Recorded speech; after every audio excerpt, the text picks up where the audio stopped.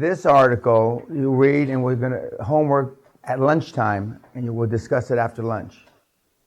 But not that you need to, and of course you got the Schwarzfucker article already we're going to talk about.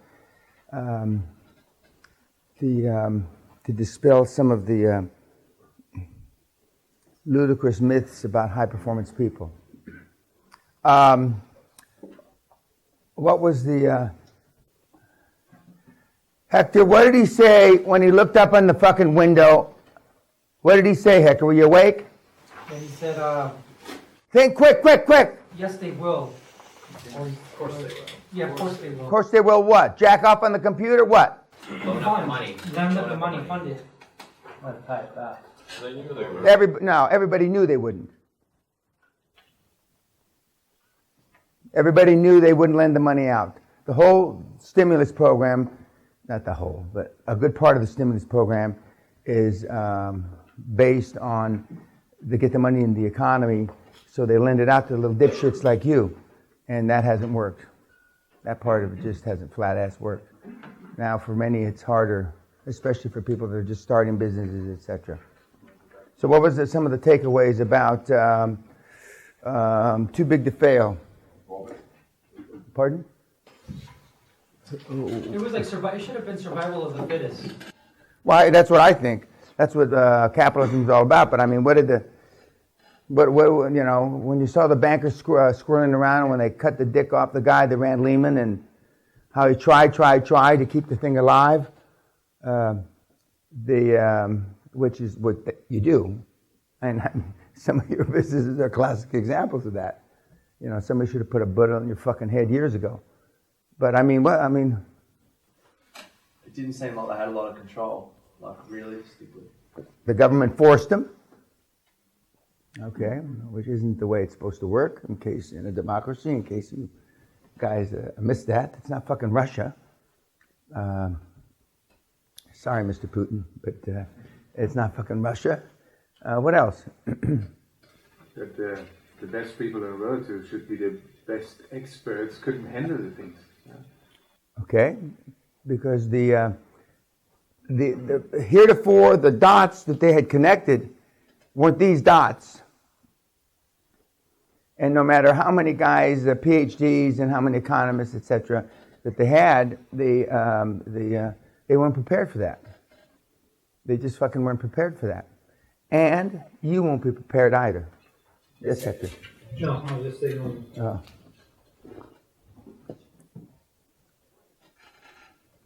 Shakir, why are you always looking like you're running? You just stole something at a bank or something. I mean, you dress like a pig. I mean, what the fuck? But anyway, yeah. I mean, I know some of the people that were directly involved in that, and it was worse than that. But it was worse. But they cleaned it up because guys, you know, regular guys don't want to know that that's how fucked up things were. Now, if they had let everything go down, there's a lot of conjecture, you know, what would have happened to the world. I'm personally one of the guys that think they should let it all go down and in survival of the fittest. But I happen to be in the minority. I mean, if you worked at those big institutions, you were glad you were saved. But then they say, well, then how come they didn't save Lehman, or how come they didn't do this? And they saved the rest.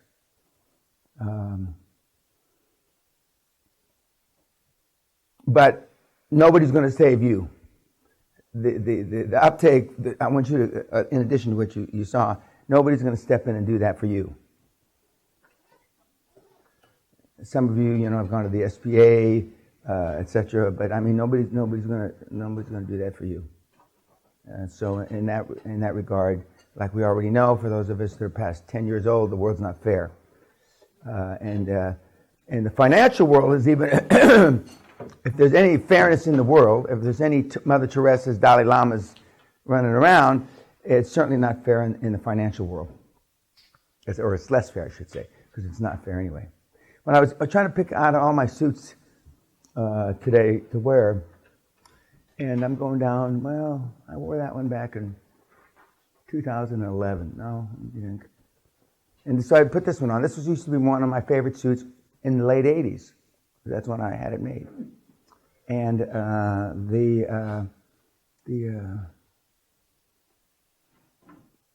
but basically, like women, there's only 10, 12, 15 I wear. And all the 180 something, I look at them, and I got them in so many different places in the castle because you can't get them all in wardrobes. And I'm too lazy to go down to the other end of the castle to look in the wardrobe. So, and then the housekeeper's amazed now. Well, he only wears these anyway, so we'll put these right in front of his nose. And maybe he's getting older and he shouldn't have to walk all the way down there. Somebody asked me yesterday where to get suits made, and so I'm just going to spend 2 minutes on this.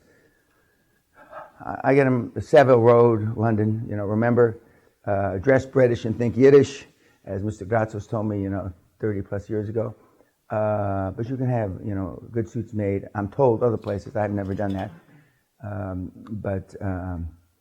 And the difference between tailor-made and bespoke. Bespoke is hand-stitched.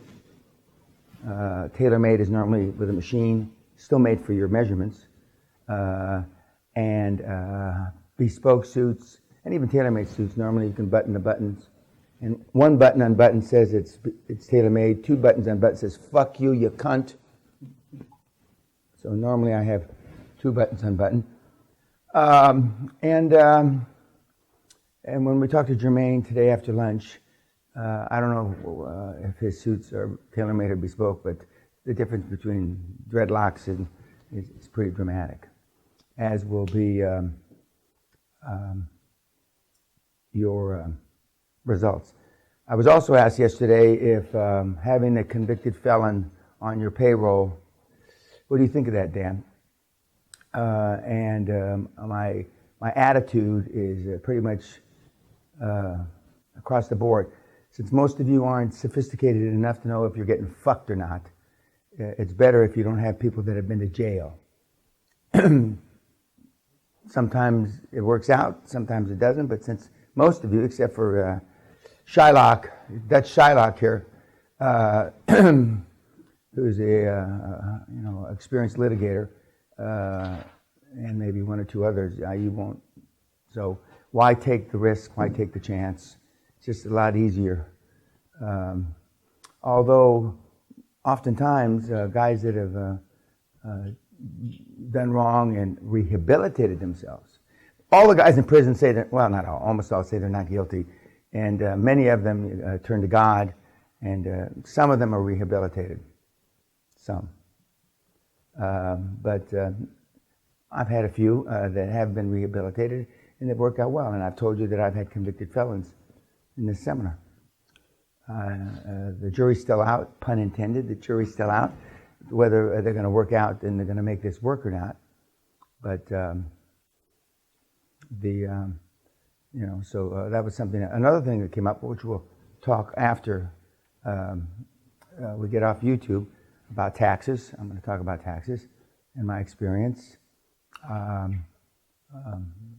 Bottom line is people that are a citizen in one country and live in tax-free havens, or where they don't chase you too hard for the taxes, is normally a reason, and that reason is not a good one. So, but I'll get in more detail about that when we're not having the YouTubers listen. How was any other takeaways from the movie? Yeah, I thought that it also showed at the end that that's the business. They've got money and they never lend it out, and now they've printed triple the amount they had back then. There's just a lot more money to go out. So now, if you think about it, and this is not an economics class, they saved the banks, they restructured debt, etc., and they were hoping that money would go out into the economy in that system, and it didn't. Subsequent to that, they started printing money, and that money, depending on who you talk to, is it going into the economy or is it going just into the financial institutions? And then they're marshaling it out the way they see fit. It's going into financial institutions, and they're marshaling it out. Marshaling means, putting it out the way they see fit. And it's a lot easier to get a $50 million loan or $500 million transaction than it is a $500,000. It just is. Up in this part of the world, I mean, it's very difficult to buy a first house. In fact, they say it's impossible. Well, nothing's impossible, but I mean, it's very difficult to get a line of credit, or they call it overdraft here, for a small business or a startup. And they want all those things I told you not to provide, business plans and all this bullshit, to get, just, a minimum amount of money. I'm told it's not dissimilar in the Netherlands. It's not dissimilar in many other countries around the world. Because unless you're getting money from the International Monetary Fund, etc., and I've told you we're going to talk today. And the reason why today's the only day we spend on, your War Action Plan, growth, working capital, finance, which is internal growth, which means organic growth, and acquisitions, which is what the model's about, is because there's not a lot to say. It's simple. It's dead. If you thought the other part of the program was not the emotional part, if you thought the other steps are simple, this is even, dead fucking simple. Doesn't mean you're going to be able to do it, but the actual steps, you go this, and you ask for this, and you show them this, but it is simple. There's not a lot of material, and so that's why we only spend one day on it, because all the rest of the stuff that we've pounded ad nauseum is the really important stuff, the stuff that like Aria has talked about quite effectively yesterday. Any more thought? And I'm sure that your little pea brains, a bunch of you stayed up late again last night, drinking Macallan and whatever else you drink. This group has gone through, I believe, twice as much water as any other summoner. Twice as much. I think they told me 300. I can't believe 300 big fuck. I don't believe that. But you're always getting up to pee. You got no bladders. But I understand. And I don't pee. During the seminar, because I've told myself it's unprofessional to have to break for pee. 15, 20 years ago, But when I pee during a break, it's like a fucking it's like a fucking racehorse I could put out a fire, when you get older, your ability to pee reduces because your prostate squeezes up against this. So the fact that I can put out a fire, but we've also consumed more liquor. Hard liquor, which is reminiscent of the old days in the 90s when they did. But I can't remember anybody ever drinking. I don't remember water being on the tables in the old days. I don't remember that. I'm sure we must have had water. And now we have a bottle for each one, right? Yeah. Before we'd have one bottle at that table, I'm not sure if that means anything. Okay, but I am sure that some of you will Google fuck it, and you'll find out as having more. I know water is good for your brain. I know that. So, and maybe some of you will say, oh, maybe that's because we're assimilating all this information so well. And you'll bullshit yourselves. And I hope that's true. But I'll know in the first weekly report how fucking well you assimilated the information. And, YouTubers, thank you. It's been a great week. We'll talk to you after lunch. During lunch, I always find it, especially towards the end of the week, when you form up in little groups and you start talking bullshit to yourselves, and the ostensibly the most senior of the group kind of holds court and talks bullshit about how to do this. And then I wait till the first one or two or three weekly reports, and I remind them, I say, remember what you told so-and-so and so-and-so when you were sitting in the dining room or in the library like a fucking pendejo over here? What happened to that sage wisdom that you were spewing out of your fucking lips? Because it's easy to talk about. It's a motherfucker to do. But I'll remember. Hector, remember when you were telling them about the dream team and the this, and remember? And you were jacking off all that Mexican sperm all over everybody? Remember? And you'll forget the bullshit that you said. Now, I haven't worn too many frog ties this week or my frog cufflinks, but this is a new thing my wife got me. It's a paperweight. I have probably in the castle, I don't know, 300 frogs with things frog on them. And I have probably 40 or 50 on my desk.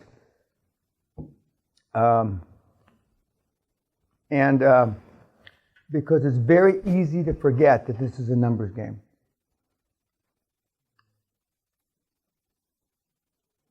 Especially after not having to really work for 30 plus years. I can just, I just look at Hector and I see everything that I don't want to be, as a Latino man, a Latin man. And that I can just see him if he was me 30 years ago and he had been fucking Mexican of the Year. Oh, God, I can't even, it scares the fuck out of me just to think if he was Mexican of the Year in 1981, he'd weigh 900 pounds.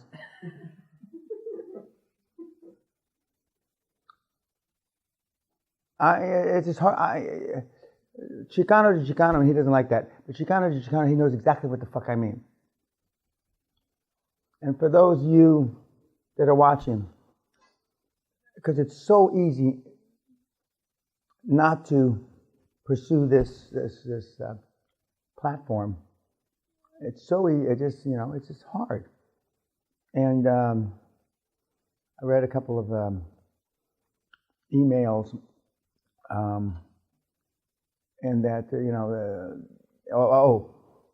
one of my crack staff by accident didn't blind copy a bunch of people. They copied a bunch of people. So now mentees have some of my superstar email addresses.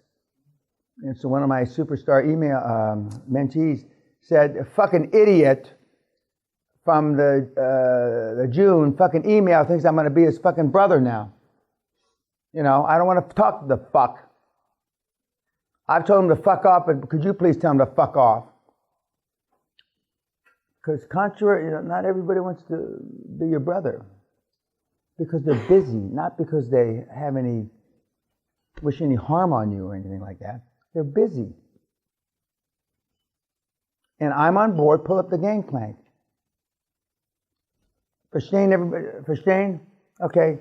I'm on the program, I'm doing it right, fuck Mark, or whoever. And I don't blame him. And because the one thing that they remember is they're being selfish. And one of the things I do in the hammer closed in a few hours is, Jason, the trouble, and I don't even have to guess. You're not being selfish enough. And selfish has a bad connotation. But, to do right by your family and everybody else, you got to love yourself. And you love yourself first, and then everything else, you can be a good father, you can be a good Muslim, you can be a good whatever the fuck you want to be. I asked you to read the article, if I remember correctly, that Musk's ex-wife wrote. Isn't that what I said? Isn't that what the article is about? Plus a couple others. And anybody, what's the takeaway from? Yes, sir. One of the things I found striking was she says, learn to handle a level of stress that would break most people. It goes against a lot of what all the other guys say because they want you to believe everyone can do it. Not everyone can do it. No. And that's the bullshit about personal development. They say everybody can do it. Everybody can get better. No question about that. Everybody can, have a little more well-being. There's no question about that. Everybody can get a little more healthy. The health bullshit that's sold, But can everybody do the stuff that's necessary to really get you across the chasm? No. It's only a few people can do that. And And she goes on, she says that it's a son of a bitch. What else is in that article? Yeah. I actually disagree with one thing, and it is what has worked for someone else probably won't work for you. No, I agree. But what I think she means, although I've never met the woman, is that everybody's got to do it a little different. See, but the QLA model can work for everybody that's willing to pay the sacrifice, make the commitment. I mean, Jamie's twisted it a little, Robert's twisted it a little, all those people up there have twisted it a little. What Musk did, I don't know, other than he likes to say fuck and a few other things, which I can relate to. What else in that? Don't pursue something because you want to be great. So that kind of feeds into like the whole ego. Don't do something that's going to feed your ego, do something because you love it. Yeah, you love it, and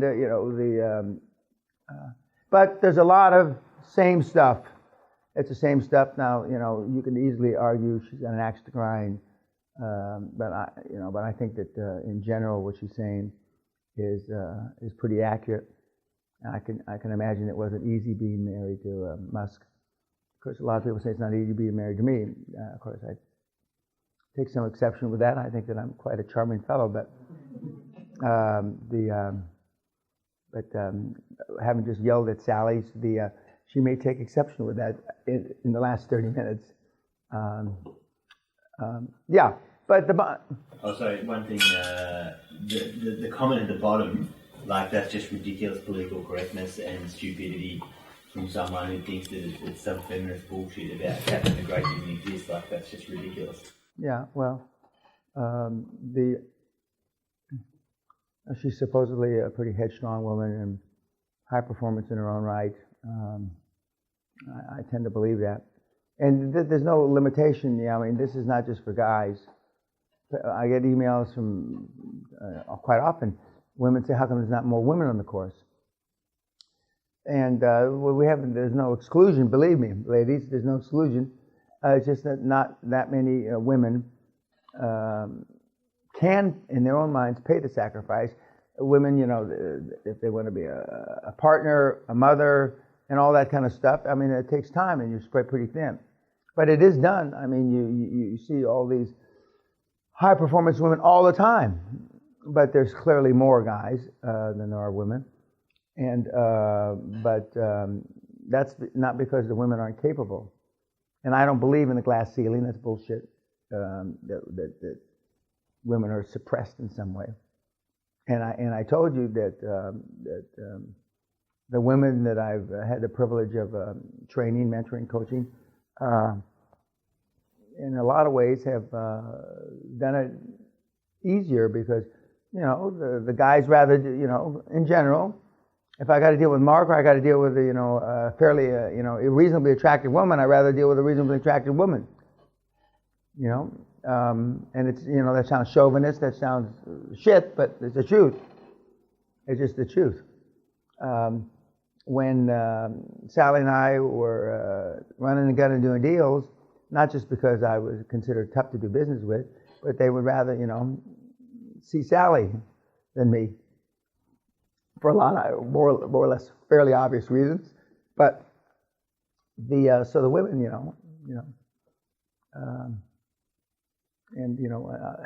Helen's here, and we have one woman more or less per seminar, not because we restrict them in any way. Anything else about? Yes, Helen. She talks about failure, and if you're not prepared to fail catastrophically in front of your friends and family and then move on, you probably won't succeed. She's right about that. And although, how many have read that article before they got here? 3. I mean, what's wrong with you Google fuckers? I mean, come on.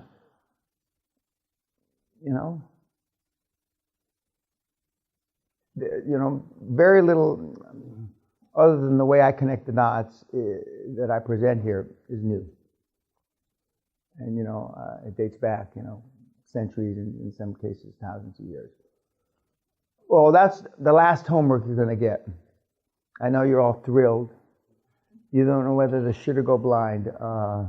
That's the last homework assignment over lunch.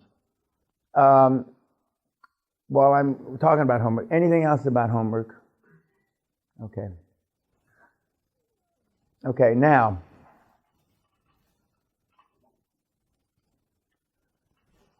we're gonna, there's 5 or 6 slides here. We're going to spend very few minutes on it, not because they're not important, but they're not important for where you are now. Types of finance and capital, receiving finance. You're either an A credit or an F credit. A credit means you're, for example, Bank of America. F credit, you are Shakir. Simply speaking. And maybe Matt's a D credit, that Matt giving you because he does your fucking affiliate shit. So you got to be, I'm hoping you're a better credit than he is. And then in credit, like in bonds, you're a AAA bond, a AA, blah, blah, blah. We're not going to talk about all that. But I mean, bottom line, you're either a good credit or a piss poor credit, okay? We may have some, and I'm not talking about your credit score in America, 700-800 credit score. I had a 780, I think that's it, 780 credit score. And I had a $5 million default mortgage, and I still had 780.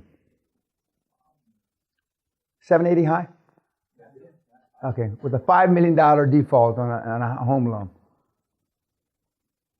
So I thought that the system must be fucked up. That doesn't compute to me. But I don't know if they took my worldwide or I don't know how they did, but I haven't. But that was a long time ago when I was in fighting with Great Western, and I default. I had a constructive trust, around all, but I couldn't pay money, and so I was late on my mortgage payment in Texas. Anyway, so I always find credit score suspect, and if I could have a 780 with a $5 million default. Okay, I'm not going to ask you which are you. I can just guess where most of you lie. I talked about long-term debt versus short-term debt. I talked about debt equity financing, which for you, secured. I talked about that, guarantees. Do you need a line of credit? I don't know how you're in business today if you don't have a line of credit or an overdraft. Verstehen? Okay. We've had people at this seminar have their line of credit doubled, tripled, quadrupled by calling their bank and threatening to leave. If I don't go from 50 to 100 grand or 100 to 200, I'm leaving. And the line of credit or the overdraft is what you use, on a week-to-week, day-to-day basis, to pay bills, etc. We talked about receivable financing before, but I mean, that aside, it's absolutely necessary. And part of your financing deal was a line of credit. Okay. And how do you raise your limits? You ask them. You tell them, I'm leaving. Now, of course, you've had a banking relationship since 1821. Mark says he's leaving. Nah, fuck him, he's not leaving. Yeah, but I mean, you say you're leaving. On that, I'll leave YouTube on that happy note. Thank you. On the market. See you tonight.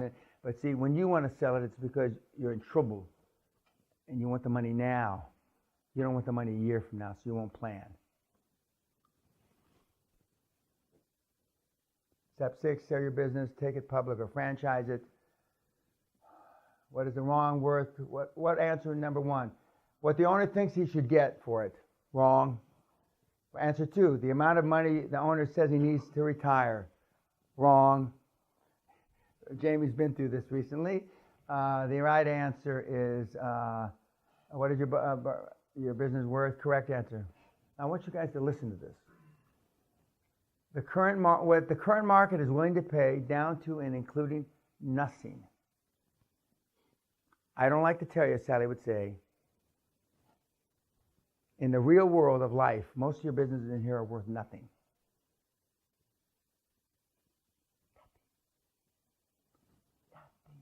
Zero.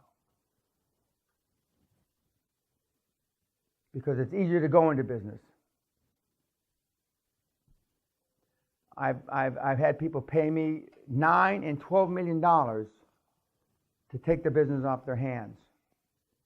And then I sold it back to them. of course, I'm not hanging with the same kind of people you're hanging with because you're off at a sports bar belching and farting in West Covina. For those of you on YouTube that don't know where West Covina, please Google fuck it. Okay? We're not going to give you Hector's last name because, you know, well, I have some, and I don't have much. I have some empathy for his lovely wife who I've never met and his little baby. But otherwise, I'd give you his last name. And if you email me or email my office, we'll give you his fucking last name. What is your business worth? No, a more specific answer, 3 to 10 times current annual post-tax profits, depending on the industry, the business, and the money, and many other factors. Jamie and I, 4 to 6 times cash flow, 3 to 5 times cash flow, free cash flow. And that's not, if you value your own business, if you got any cash flow, if you've got any post-tax profits, your company's not worth much. But then we want to buy these. We're not selling yours. We want to buy these. Remember. Remember timing. You operate in a cyclical economy and market. Try to sell on an up wave. Now, I say this. I've been saying this for 22 years. If you're over 40, I don't have too many in this room over 40, and you got a business, sell into the next upcycle. I don't give a fuck what it is, because you may not see another upcycle. And it's much easier to sell these hogs in an upcycle than a fucking down cycle. I'm going to say it again. If you're over 40 and you're, and sell into the next upcycle, because you may not see another upcycle. Sellers and their representatives invariably present financial projections having more entertainment value than educational value. I mean, the numbers you guys put together, it's ludicrous. Warren Buffett said that. I couldn't agree with him more. It's a joke. It's a joke. Step 7, start, buy a business, build, puppet, sell the business, repeat this process, and you will make tens or even hundreds of millions. There is no other legal way which does not rely upon luck. Luck, you go to Vegas, you take a few pennies, but I mean, other than luck. The startup, look at that fucking high-tech shit. Startup, cash out, repeat. Yeah, sometimes that thing works, sometimes it doesn't. The color's changing. Now, I know some of you know why the colors change. I know some of you know how to do the program. And look at what that's gotten you. It's gotten you nowhere. So far. But Jason, you're going to make that change. Good. Yeah. Okay. Any serious buyer will undertake their own evaluation of your business. They will not believe your figures. That is an understatement. And they'll believe accountants' numbers, real audited numbers, and Big Four numbers even more. I rarely will look at unaudited numbers. Step 1, make your business independent of you. Step 2, make your business a turnkey operation. Step 3, pay yourself and your staff first through good times and bad. Step 4, puff up the hog. Step 5, house clean your business. Step 6, sell your business, take it public or franchise it. Step 7, repeat this process. Okay, summary: to create wealth in the tens or hundreds of millions, you need start or buy a business, build it up, sell it, float it, franchise it. And there you are. Now, I know it's not politically correct to be considered a pig, unless you're in the part of the world that Hector comes from. But, and I mean this in a positive way for those people. Don't give me the fucking emails about taking advantage of it. I don't want to hear this shit, okay? I get all kind of shit. You wouldn't believe it.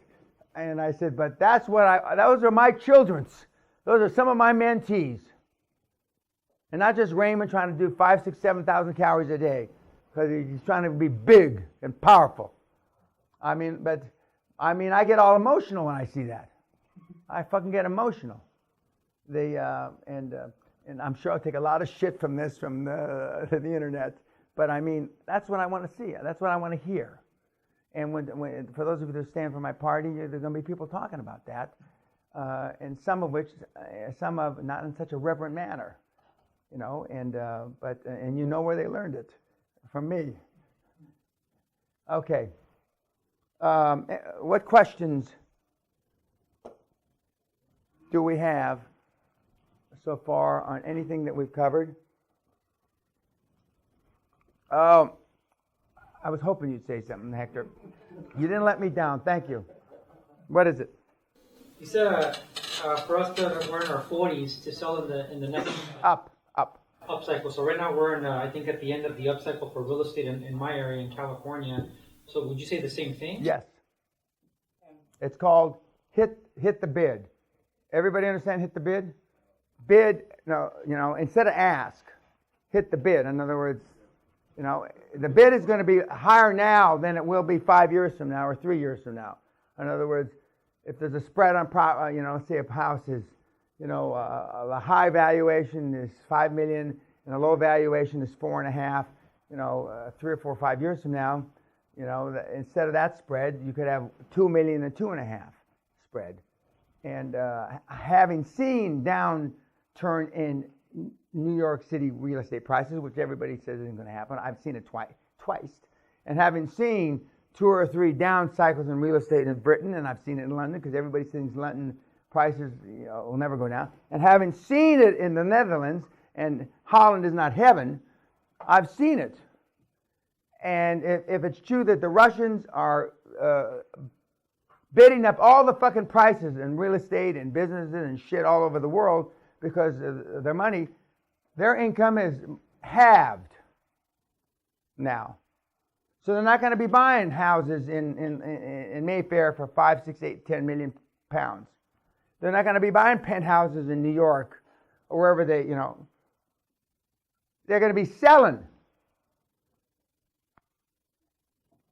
I mean, this is simple economics 101. I mean, you don't have to, you know, you don't have to be a physicist like Robert to figure this shit out. But because I've seen it happen 2 or 3 times, and it may not happen overnight, it never happens overnight. But one thing I can guarantee you, it'll happen when you're the least prepared. That I fucking motherfucking guarantee. I guarantee. You already talked about doing it and moving someplace, you know. That wasn't a bad idea. Better than the other shit thing, a couple of things you told me about.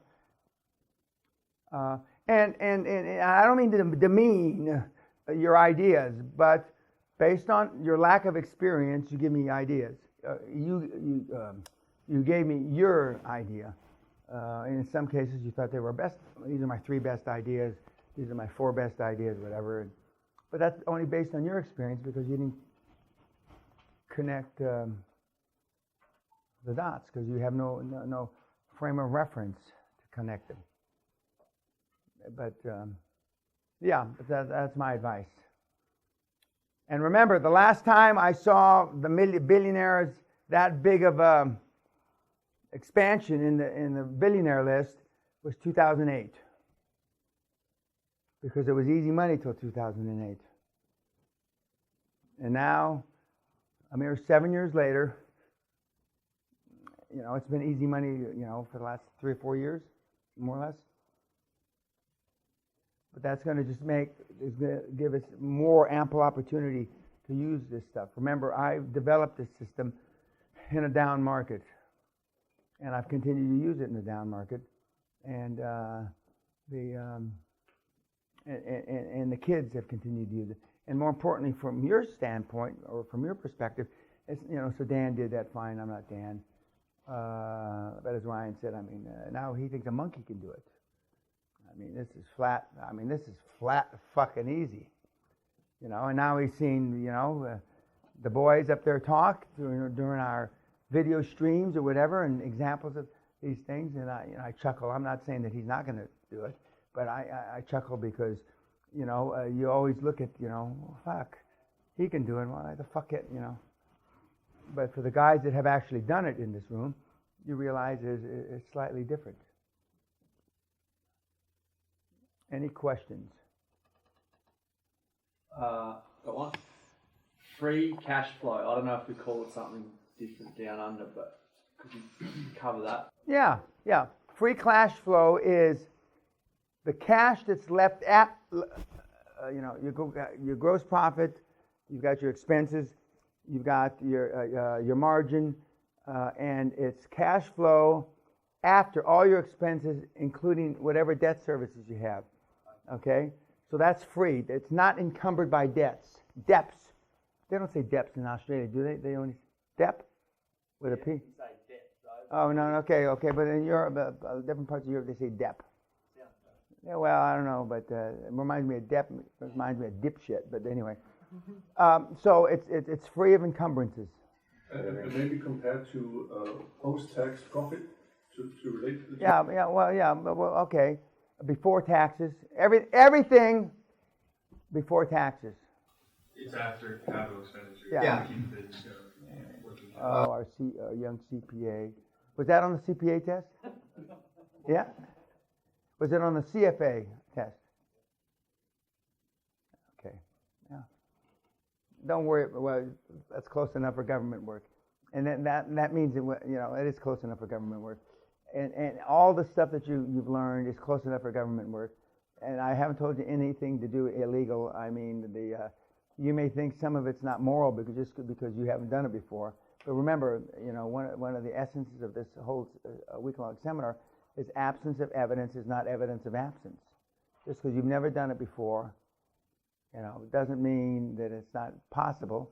And more importantly, as you've heard some of the mentees that are out there in the trenches right now, they've done it, And now that I see that these video stream things are good, and now we're actually videoing them out to the other mentees that aren't here.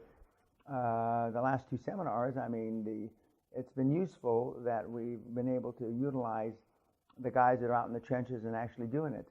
And this time it's been more beneficial because we've got guys here in the seminar like Robert and Jamie that are actually here that are doing it.